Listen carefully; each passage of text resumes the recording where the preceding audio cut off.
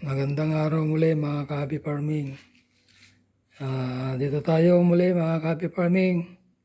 I-share ko sa inyo yung blessings natin sa loob ng 3 araw tungkol sa mga alaga natin mga ka-happy farming. Ito yung na-produce natin na eggs ng Rhode Island sa loob ng 3 araw. So, ito ngayon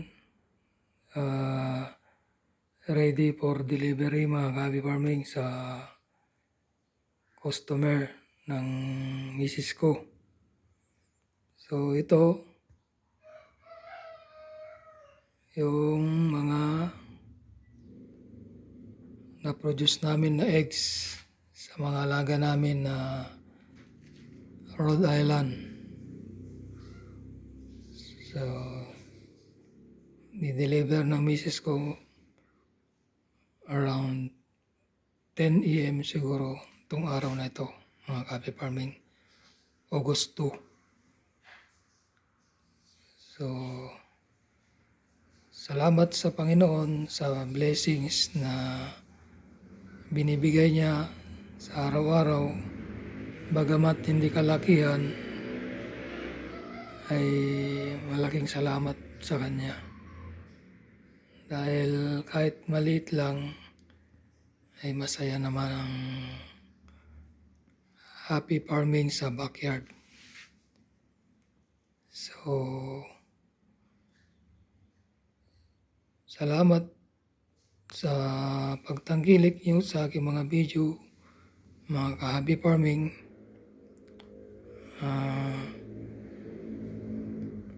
Yung mga alaga pala natin ay meron ng 1 taon na nangingitlog.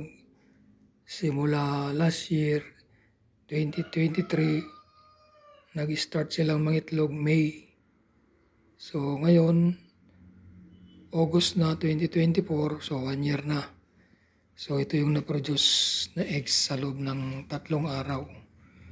So every 3 days, nakaproduce tayo ng ganito karami mga happy farming sa munting backyard farm natin na naging hobby na natin sa araw-araw. Kaya noon ay nag-start lang ako sa pag-aalaga ng 3 hens o sisiw na maliliit at saka 2 rooster na Rhode Island. Ito yung na-produce natin mga happy farming. So, bagamat mahirap magpalaki dahil sa mahalang patuka o pagkain na nila na feeds, ay nakaka-survive din mga happy farming. Yung mga pinapatuka pala natin ay GMP4 mixed with corn grits. So ito yung na-produce natin. So maganda naman yung mga eggs na na-produce natin mga happy farming. Yan. Tulad yan. Yan. Yan mga brown eggs. So yan yung mga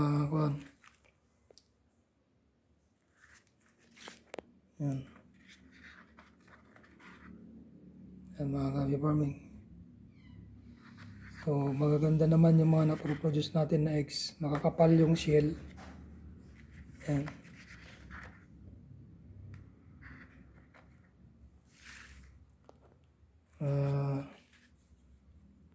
Nagbebenta rin pala tayo ng sisiw mga happy farming by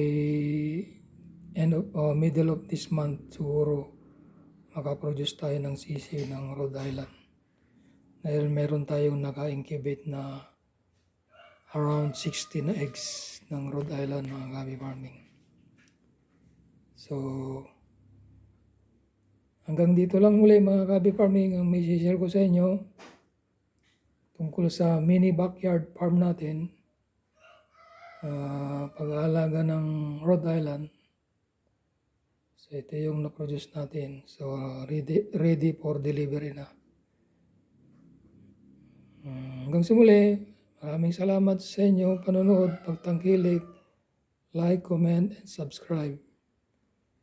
Hope pag ikaw ay silent viewer ko, mga kaibigan, hope hindi magdadalawang isip na tangkilikin ang aking mga video, o kung di ka pa nakapag-subscribe, hope hindi ka magdadalawang isip sa mag-subscribe. Dahil dito ay naging hobby lang natin noon, ngayon naging kahiligan na natin sa pag-aalaga. So ito yung naproproduce natin sa every 3 days. So sa pang-araw-araw na ulam, breakfast, maging sa lunch o sa dinner, ay nalilibre yung eggs natin na inaapag sa kainan, mga copy farming. Hanggang sa muli, bye-bye and God bless to all.